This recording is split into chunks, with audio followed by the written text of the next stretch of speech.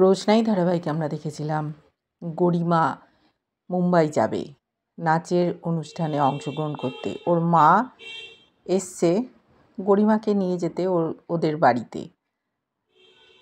কর্তৃপক্ষর সাথে গরিমার মায়ের কথা হয়ে গেছে, উনি যেতে বলেছেন, আর সুরঙ্গমার থাকার ব্যবস্থা ওরাই করেছে। তখন আরণ্যক বলল, তাহলে তো আমাদের রেডি হয়ে নিতে হবে, আর সময় নেই, চলো গরিমা তোমাকে হেল্প করে দিই।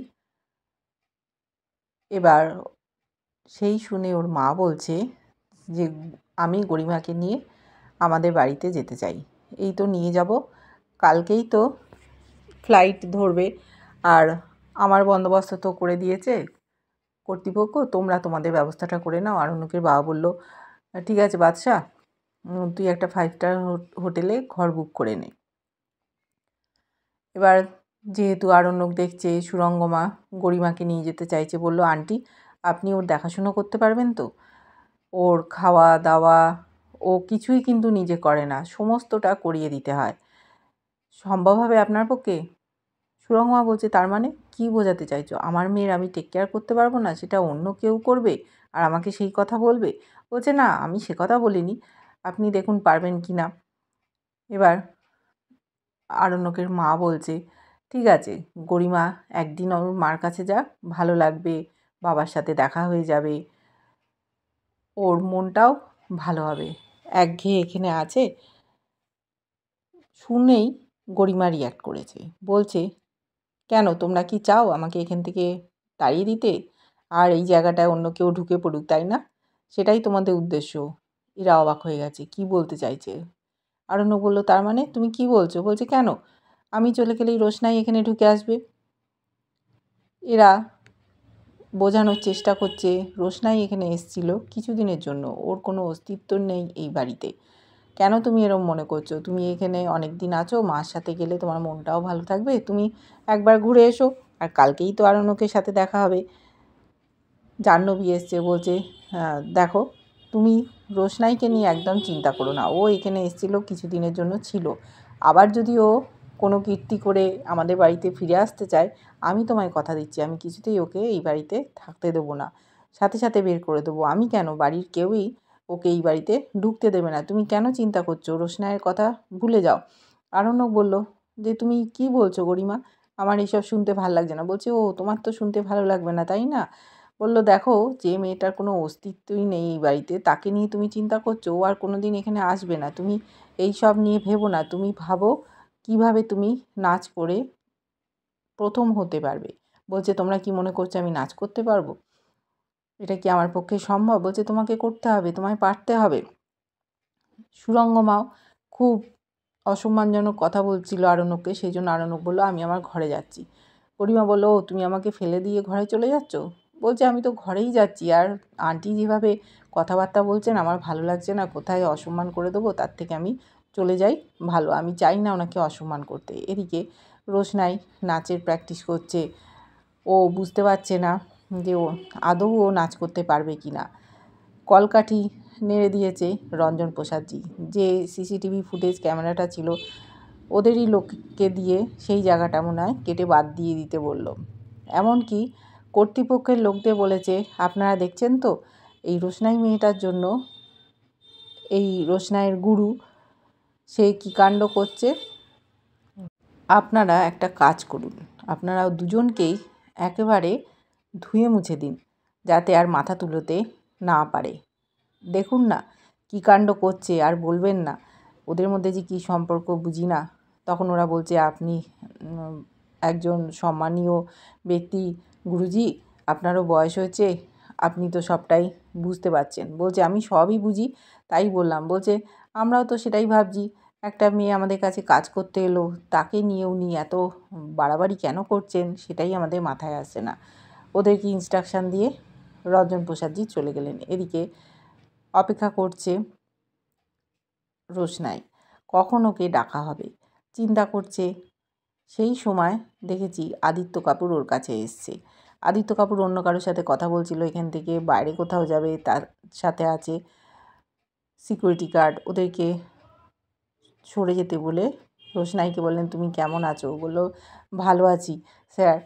তখন বলল, তোমার যে হাজব্যান্ড ছিল সে আসেনি? সে তো হঠাৎ করেই উদয় হয়, আর এখানেও কি হঠাৎ করেই চলে আসবে, এসে অসম্মান করবে? আমি তো প্রথমে বুঝতে পারিনি। বলছে, স্যার আপনি এইসব কথা বলবেন না, আমি এগুলো তুলতে চাই না। বলছে, আচ্ছা আচ্ছা ঠিক আছে। তুমি যেন তাকে কি বলে রাখতে? স্যারজি বলতে, তাই না? ও বললো, আমি সব পুরনো কথা ভুলে যেতে চাই। বললো, দেখো তোমার মতো ট্যালেন্ট আমি আগে কখনো দেখিনি। আমার ইচ্ছে তোমার সাথে একটা সিনেমা করব। আমি প্রডিউসারকে বলে রাখছি, তাই তুমি রেডি থেকো। বলছে যে আমার কি এত ক্ষমতা আছে? বললো, হ্যাঁ তুমি সব পারবে, আমি চাই তোমার সাথে একটা সিনেমা করতে, তুমি একদম চিন্তা করো না।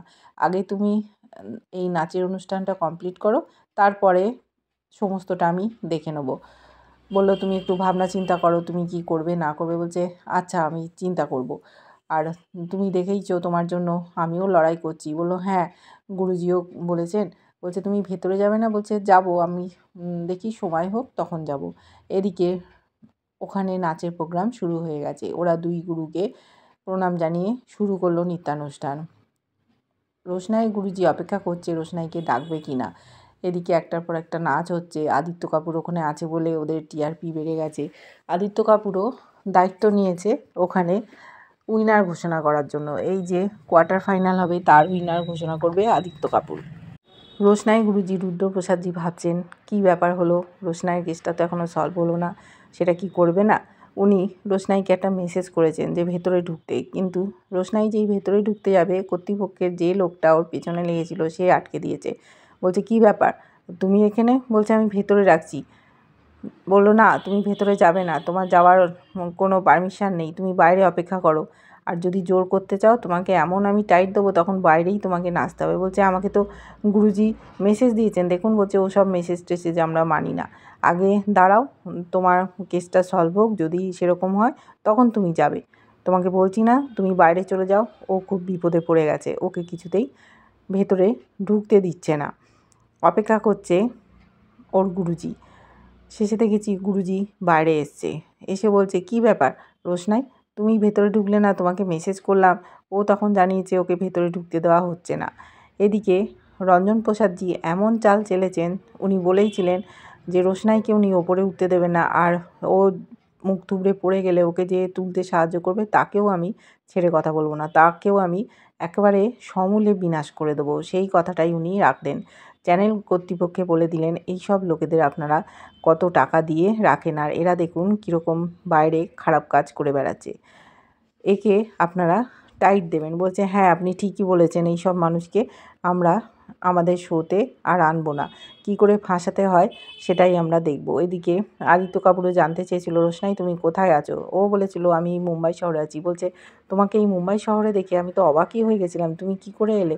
বলছে, আমি ওই কাজের জন্যই এসেছিলাম, এখানে নাচের একটা সুযোগ পেয়েছি। ও কিন্তু একবারও বললো না যে ও ওর গুরুজির বাড়িতেই আছে, ঝামেলায় জড়াতে চাইলো না।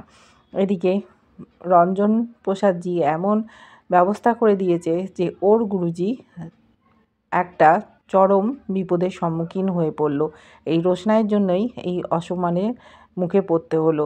অনেক টাকা তছরূপের দায়ে ওনাকে জেরা করা হচ্ছে, সবার সামনে ক্ষমা চাইতে হবে। ব্যাপারটা ঠিক আমাদের বোধগম্য হলো না। আস্তে আস্তে হয়তো আমরা জানতে পারবো টাকার ব্যাপারটা কি ঘটেছে।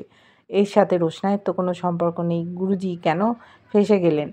ইচ্ছে করে কি ওনাকে ফাঁসানো হলো? এদিকে রোশনাইয়ের কেসটাও তো সলভ হলো না, আদিত্য কাপুর কী করবেন? ওদিকে যদি গরিমা, আরণ্যক, সুরঙ্গমা যায়, ওরা তো জানতে পেরে যাবে রোশনাই এসছে মুম্বাইতে, এই নাচে অংশগ্রহণ করেছে, এমনকি রঞ্জন প্রসাদজির সাথে দেখাও হয়ে যাবে। উনি সমস্তটা বলে দেবেন যে এসছিল রোশনাই, আমি ওকে উঠতে দিইনি।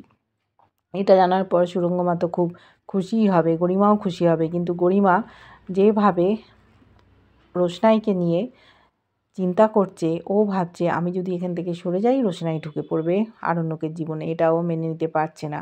আর রোশনাইকে সামনাসামনি দেখলে একই অনুষ্ঠানে, তখন ওর কী অবস্থা হবে সেটাই আমাদের দেখার।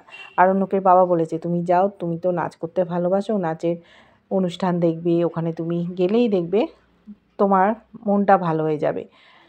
জাহ্নবী বলছে, তুমি নাচ করো, ওখানে একটু দাঁড়িয়ে তুমি হাত পা নাড়াবে। তোমাকে তো সকলে চেনে, তাহলেই দেখবে তোমার সব ঠিক হয়ে যাবে। তোমাকে সেরমভাবে নাচতেই হবে না, তুমি তো নামেই বিখ্যাত। এই করে গরিমাকে ওরা বোঝাচ্ছে যাতে গরিমা যেতে পারে নাচ করতে। ও এখনও ভালোভাবে হাঁটতেই পারছে না, তাই নাচের স্বপ্ন ও দেখতে পারে না। এদিকে আরণ্যককে হারানোর ভয়। রোশনাই কবে এসে আরণ্যককে নিয়ে নেবে সেই চিন্তায় ও চলে এসছে চ্যাটার্জি বাড়িতে। ও সকলের কাছে প্রশ্ন রেখেছে, আমি তো এই বাড়ির বউ না, তোমরা বউ বউ করছো কেন? আমাদের কি বিয়েটা হয়েছে? বিয়ে তো হয়নি। 7 পাকে ঘোড়া না হলে বিয়ে হয়? তখন সুরঙ্গমা জানতে চেয়েছিল, মা তোমাকে এইসব কে বলেছে? বলছে আমি সবই জানি, সিঁদুর দানও হয়নি। তখন সকলে বলেছে তুমি একটু সুস্থ হয়ে যাও, তারপর রেজিস্ট্রি বিয়েটা হবে, ওটাই তো আসল। তুমি কেন চিন্তা করছো? তোমাদের বিয়েটা তো হয়েই গেছে। আরণ্যক মনে করে তুমি ওর স্ত্রী, তাহলে আর কি আছে এখানে? তোমরা দুজন স্বামী স্ত্রী হিসেবেই তো এই পরিবারে আছো, এই বাড়ির মেয়ে, এই বাড়ির বউ। তুমি একদম চিন্তা করো না, তুমি সুস্থ হয়ে যাবে, তুমি নাচ করবে, তুমি প্রথম হয়ে এই বাড়িতে আবার ফিরে আসবে। দেখতে থাকবো কী হয়, কেমন লাগছে ধারাবাহিকটা জানিও। ভালো লাগলে লাইক কমেন্ট সাবস্ক্রাইব করো, আর যারা ফেসবুক পেজ থেকে দেখছো ফলো করে সাথে থেকো।